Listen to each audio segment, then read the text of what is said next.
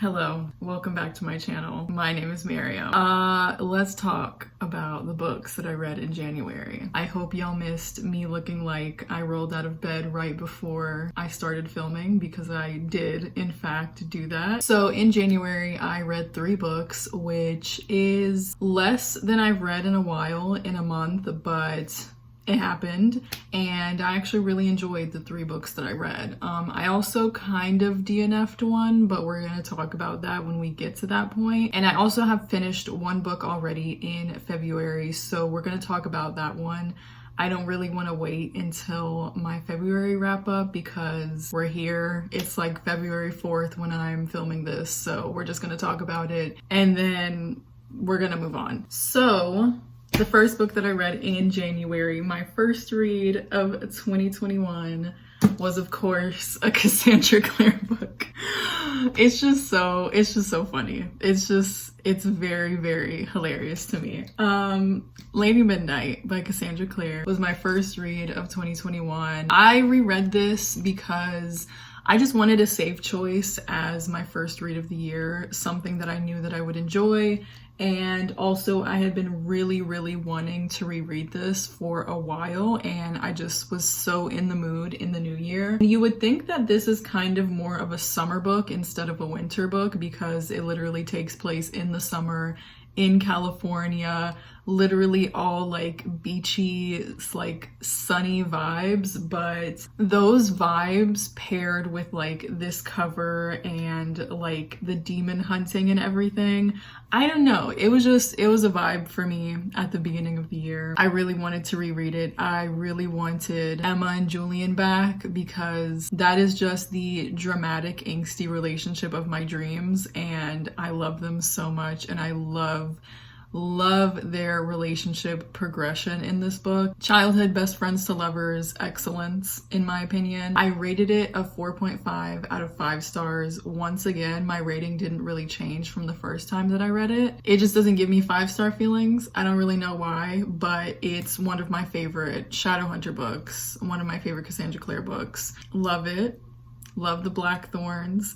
Emma Carstairs, obviously Emma Carstairs whore, so it was a great time. The second book that I read in January was The Wicker King by Kay Ankrum. This was one of the books that I picked out of my TBR jar for January. This book is about 2 boys named August and Jack. I knew it was something with a J. So this is about 2 boys named August and Jack, and they are best friends. They are in high school together, but they are on polar opposites of the spectrum. August is a drug dealer, and he kind of hangs out with kind of the outcast crowd, and Jack is on the football team.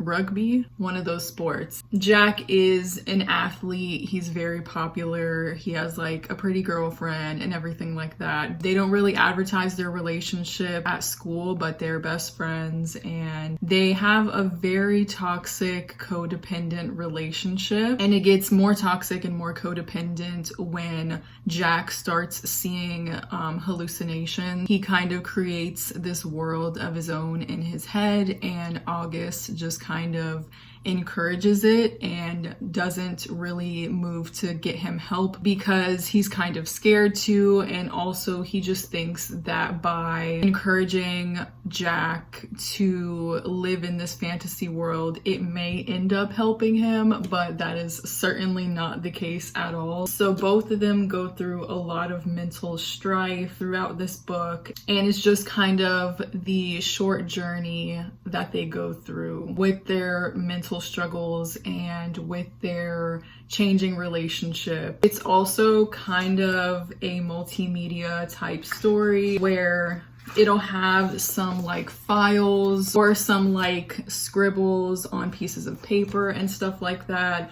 Also, an element of the book that I really enjoyed was as Jack's mental state starts to deteriorate, the book's pages actually go from white to kind of like graying around the corners to completely black by the end of the story. And that was just an interactive part of the book that I didn't think would impact me the way that it did, but it definitely did, and it made the story just all the more interactive. It actually made me very, very anxious while I was reading it, and just flipping those pages and watching the like black sort of seep in from the edges. It was very anxiety inducing, but it lended a lot to the storytelling in a creative way, and I just really, really enjoyed it. I gave it a 5 out of 5 stars just because it just seemed like a 5-star book. I don't know what to tell you. Like, I really enjoyed everything about it. There was nothing wrong with it to me, so yeah, 5 stars. So as you can see from the title, it says something along the lines of me having found my favorite book of the year already in the first month of the year, and that is true. I did in fact find my favorite book of the year, definitely one of my new favorite books of all time that I read in January, and that book is This Is How You Lose the Time War by Amal El-Motar and Max Gladstone, I believe. This book So this was a very, very impulsive read for me. I don't know what exactly drove me to pick this up in January. It is a book that I have heard so much but also so little about, because everyone who reads this book is extremely vague about what it is about, and after reading it I definitely understand, but I'm going to try my best to not be as vague as I feel that everyone else is about this. Basically, this book is a science fiction novella, and when I say science fiction, know that I mean science fiction. It is very, very science heavy, it is very futuristic, and it doesn't explain anything to you, I'm gonna be honest. It is about 2 agents on 2 different sides of a time war. So there is a war happening between 2 different agencies that have time travelers go throughout the strands of time, if you will, and they change up things in certain alternate universes to kind of steer the direction that history is going to take in that specific timeline to kind of serve whatever purpose that they have. Basically. So these 2 agents, both of them are women, and they are each respectively on both different sides of the war. And the story starts when one of the agents, whose name is Red, she's walking through the aftermath of this battle that just happened. She sees a note that was left on the ground and she reads it, and it turns out to be from someone named Blue, which is the other agent of time. And she kind of has left this note taunting her about how her side just won this battle and how they're going to win this war. And it is a very like witty and sarcastic and taunting letter, but Red is intrigued enough to reply to her. Both agents, Red and Blue, start up this correspondence, and they leave each other letters in the weirdest and most secretive places throughout time and space, because they cannot be caught corresponding with each other. And it's one of the best books that I've ever read. Like, Red and Blue's letters to each other, and just how this book was written in the first place, my mind was blown. Like, I didn't understand what was going on until maybe 50% of the way through the book. I was extremely confused at just basically everything, but I was having the time of my life. I could not put the book down. I read this book in one sitting. Once I started reading, I literally just could not move. I could not look away from the book because I was just so enraptured by everything that was happening and by the language that these 2 people were using. And I still cannot wrap my head around how this was even written by like humans on Earth. Like, I feel like this was genuinely written by some otherworldly presence, because it was so weird and so unlike anything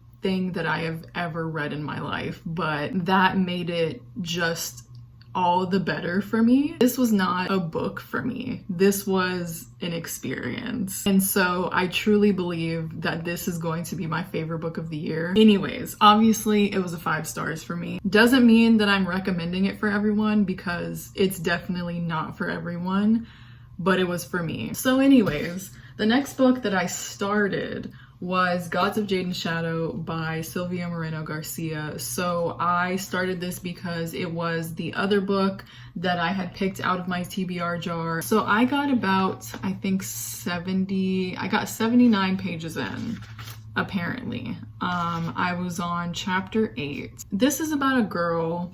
Her name is Cassiopeia, I think. And she's living in Mexico in the 1920s in the Jazz Age, and her life very much resembles Cinderella. All she has going for her is like taking care of her family that mistreat her and kind of doing the men in her family's bidding. So that's basically her life. Her life kind of sucks. And then one day when her family leave her at her house, she opens a trunk and she finds the bones of the god of death, I think, or the god of the underworld, kind of. This has a lot of Mayan mythology in it. The god of the underworld, his bones were in this trunk. Once she opens this trunk, he comes back to life by kind of taking some of her life force, and they go on this journey to do some things. Yeah. I obviously did not finish this book yet. I put this book down because I was really enjoying the very beginning of the story, but it quickly got a little bit boring for me. I put it down, and I do plan to pick it up and at least read a couple more chapters before formally DNFing it, because if I DNF it, then that means I will be unhauling this book. I'm not gonna keep it,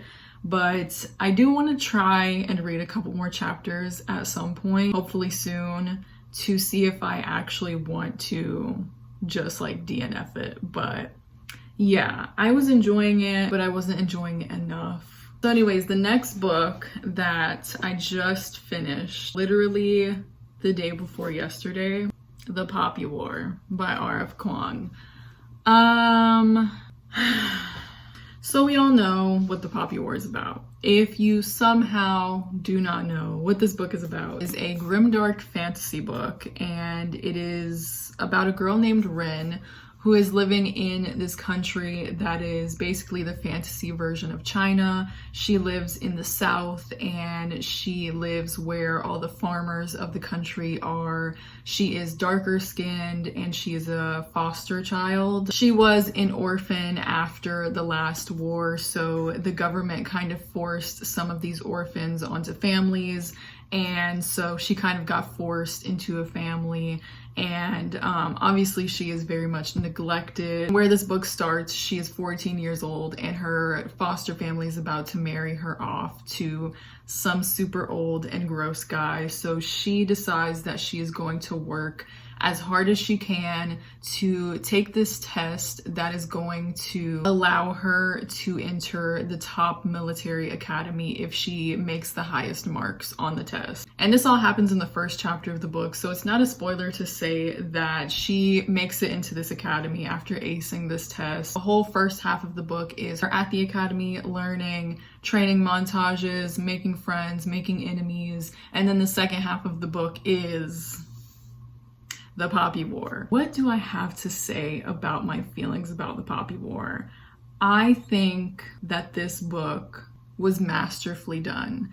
I think that it was insanely well executed for what R.F. Kuang was trying to do.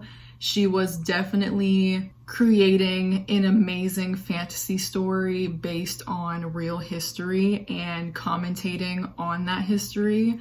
And the commentary was so educational, it was so well done, and you know, all of the things that were referenced in this book come from real life history. It comes from the Sino-Japanese War, I believe it is. There's a lot to do with China, Japan, Taiwan, And even there is a country that represents like Western countries like the US and the UK. Very, very well done commentary on the relations between all of these countries in our history, and very well done execution of intertwining fantasy elements into that real history. Now, having said that, I don't know that this book was actually for me. I gave this book a 4 out of 5 stars because of everything that I just said. It was objectively very, very well done,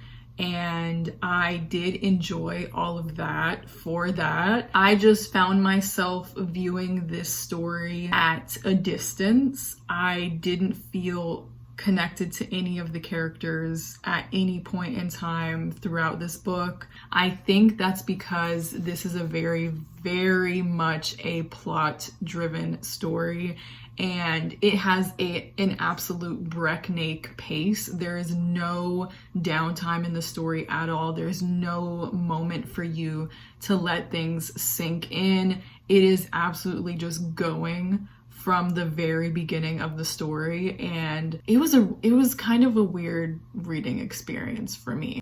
I would just like to say that please, if you have not read this book already, please take the trigger warnings very seriously for this book, because especially the second half of the book, the whole book is very brutal. It is a grimdark fantasy, especially the second half of the book when there's a literal war breaking out. There is very, very graphic depictions of genocide and of rape and torture in this book, especially in chapter 21. We all have heard of the infamous chapter 21, but I feel like it's almost become sort of a joke. And it should not be a joke at all. It is actually very, very horrifying. It gave me a stomach ache to read those parts. And thankfully, a lot of people did warn me and everything, and I was expecting it. I don't really have any triggers myself, but it was nonetheless extremely hard to read and extremely horrifying. So please do not take the trigger warnings lightly when going into this book. So yeah, I gave this a 4 out of 5 stars. As I said, I did enjoy it a lot, and I do own the second book in the series, so I will definitely be moving on with the series at some point, but I just don't know when I'm actually going to pick up that second book, because I definitely need some time away from this story because of just how dark it is and like the brand of dark it is. It's just, I have to be in a very, very specific mood and mindset. So yeah, that is what I think about the Poppy War. So that is all of the books that I had to talk about. Now let's talk about what I'm going to be reading in February. So right now my first read after the Poppy War for February is Chain of Gold. Of course, I am rereading it. I was gonna reread it towards the end of the month because obviously Chain of Iron comes out, I think like March 1st or 2nd. So I was gonna read this more towards the end of the month, but I decided to pick it up after the Poppy War because I really needed the serotonin, like very, very badly. So yes, I am reading this right now. And then I am going to move on to reading a series, which I will not name.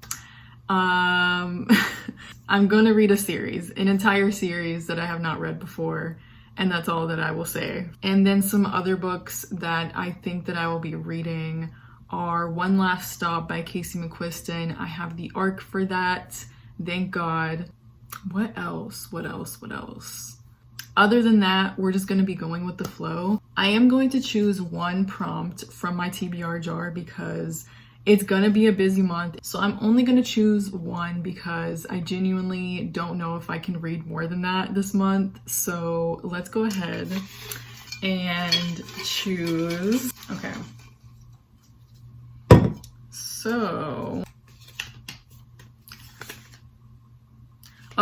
So I pulled Nevernight, and I specifically have this in here because I am not going to pick that book up off of my shelf unless I specifically pick this out of this TBR jar. But February 2021 is not the time for me to be reading Nevernight, so I'm gonna pick again. This is probably the only time that I'm gonna allow myself to do this, but I'm not reading Nevernight right now. I'm sorry. Pick another one. A classic. Oh my god. You know what? Yeah. Yes, I know what I'm gonna read. I'm going to read The Great Gatsby by F. Scott Fitzgerald.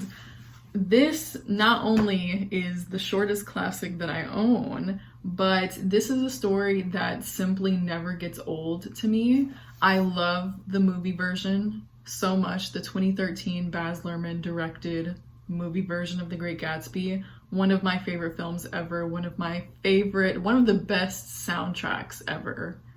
Actually, this is just a story that just does not get old to me. I really enjoy it so much, and we are living in the 2020s. We are actually living in the year that the copyright is up on The Great Gatsby, so we're going to be getting all of the amazing Great Gatsby retellings in the next couple of years, and so I feel like I should actually read the source material before I move on to reading the retellings. We're gonna do it. We're going to do it in this month, February.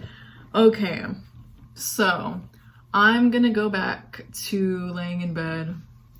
Hope y'all are having a great month. Let me know what you read in January. Let me know what your best and worst of the month was. These dogs outside my window have started barking, so time to go. Hope you enjoyed the video. I'll see you next time. Bye.